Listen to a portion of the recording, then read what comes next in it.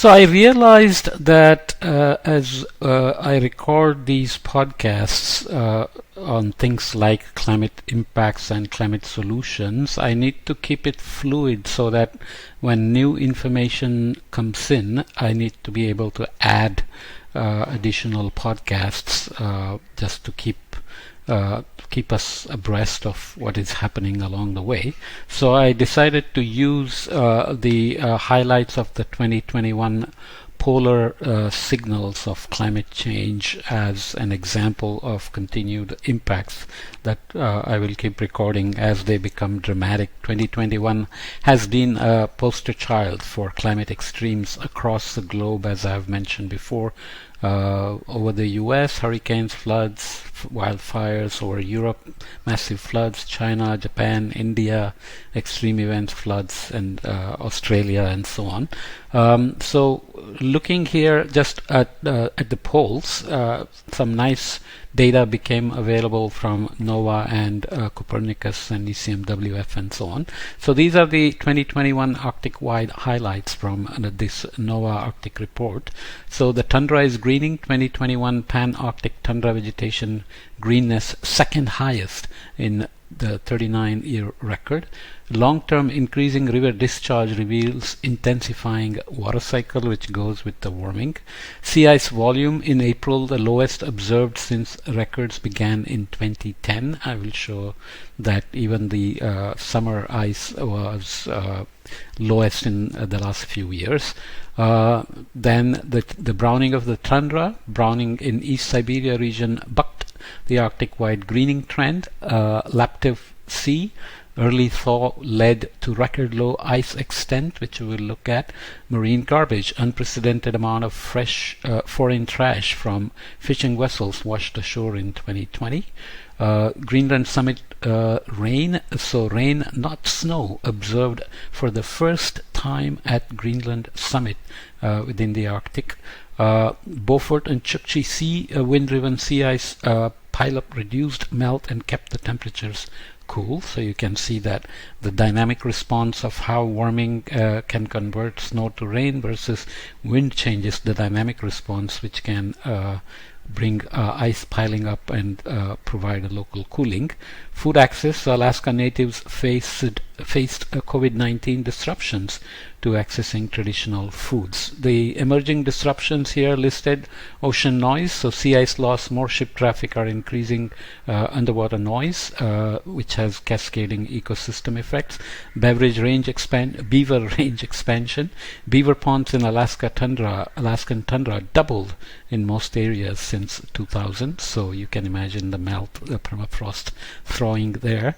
Glacier permafrost hazards, glacier retreat, permafrost thaw bring landslides and infrastructure collapse. Okay, so if you look at the October to September surface air temperature anomaly, which is an indicator of the polar amplification and detriment to sea ice growth, then you can see that since the 1900s now there has been Arctic amplification recently. Since about 2000, you can see that the Arctic October to September surface air temperature anomaly has shot up significantly over the global warming, global mean temperature anomalies, which we have looked at other ways. So even despite that, the Arctic has had some record-breaking 100-degree Fahrenheit temperatures in June of 2021. So this is autumn 2020. You can see the hot spot of warming over the US extending into the polar circle. Spring 20, so let's go autumn 2020 to winter 2021. You can see the massive warming. Summer 2021, so spring 2021 and summer 2021. So the polar amplification continues to create all sorts of issues, and there are dynamic issues about how much of the Arctic warming is actually remotely forced from the deep tropics. There are waves that get set off when you have extreme rainfall events in the Indonesian Sea region, for example. That condensation, heating, and perturbation of the atmosphere is like tying the rope at one end and pulling it up and down and sending off waves. So there are these planetary waves that go off into the Arctic all the way from the tropics and can create warming, synoptic scale, or 2-week time scale warmings, for example.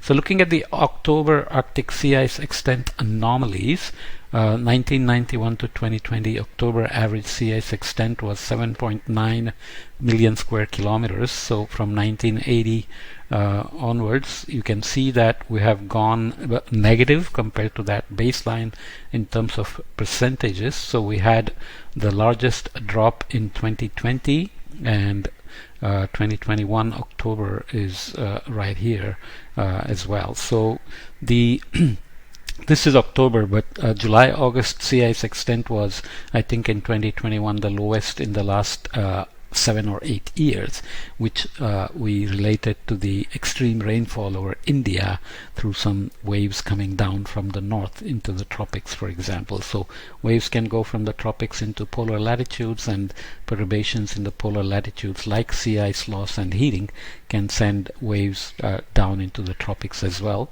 Those waves are typically supposed to go eastward, but because of pressure changes related to these sea ice loss and warming and so on, you can bring the waves down into the subtropics, into the Indian monsoon region. So these are real-time climate events, seasonal timescale events, but you see that they are a part of the trend.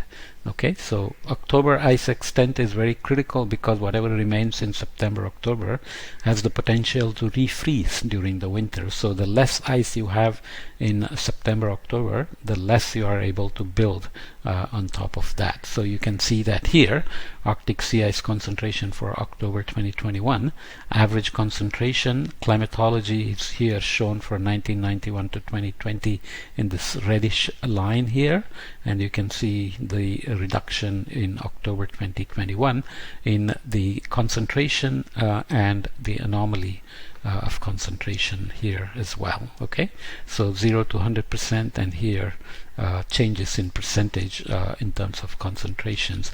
Lots of losses at the edges, and some build up here, which we talked about in terms of regional changes. Now also remember that the warming hole, or the cool blob that we talked about here, has heat carried northward, which is attributed to anthropogenic forcing, and that is playing a role in this as well. Antarctica is different. It is surrounded by the Southern Ocean, which has typically isolated it from the lower latitudes over time, which has allowed Antarctic glacier to grow over the last 30 million years or so.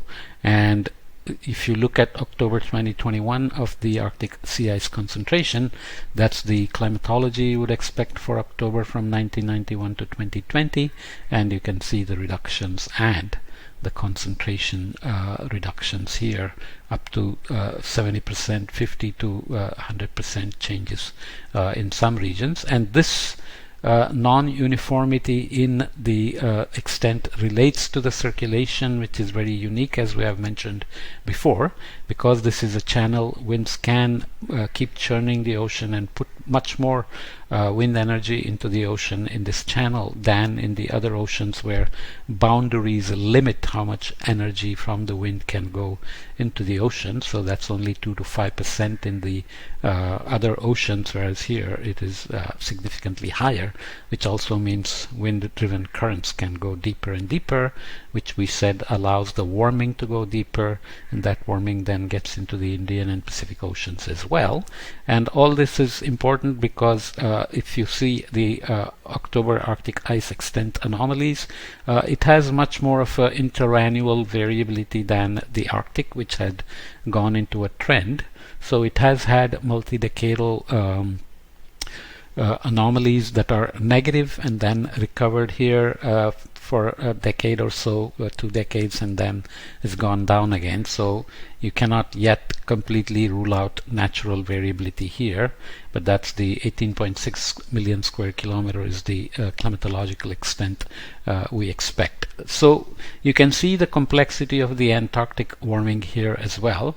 When you look at October 2021, In this 2020, I think in November, we had the coldest winter at the South Pole. So you can see that cold temperature here with warming around that, which is much more complicated than what we have in the Northern Hemisphere when we look at longer term trends. On the short term, like October, 1 month, you do expect lots of regional variations, like the cold anomaly here, the cold anomaly there, the warm anomaly there, and so on. And this is zooming into parts of the Northern Europe. But even if you look at November 2020 to October 2021, you see that this changes to the polar amplification picture that we keep talking about, whereas this still remains cold and warm patches along the way. So this is warmer even over this longer, more than a year of averaging. Okay, so Southern Ocean is complicated even in terms of warming ocean melting the ice shelves from underneath, whereas the warmer ocean also increasing water vapor and snowing more in some parts of the Antarctic and so on. So the latest paper that from Lynn Talley and so on shows that the Antarctic circumpolar current has strengthened because of, or at least in the recent times, which is related to the wind changes. So the front you see here, the subpolar front or the subtropical front, winds are changing, the westerlies shift latitudes, which changes the currents, and the implications of that to the warming patterns here is very critical to track over time. Basically, they are saying that the wind changes are creating a sea level gradient, which is driving faster zonal geostrophic currents. Remember, we introduced the concept of geostrophy, where we balance Coriolis with pressure gradient. In general, in this region, this churning creates meridional pressure gradient, which gives you zonal current changes, which is accelerating this Antarctic circumpolar current, which will have consequences for heat balance over the Arctic as well. Okay, so that's kind of what's happening this year combined with other years. So I will keep adding such podcasts as dramatic events get reported routinely now from various places. NOAA, for example, the international community, puts out every July the extreme events from the past year with some attribution studies where some events are considered to show whether they had significant proportion of human influence on them, whether it's hurricanes, storms, floods, droughts, wildfires, and so on. Okay, so we'll add as much as possible to keep the course more current in terms of the climate impacts. Okay.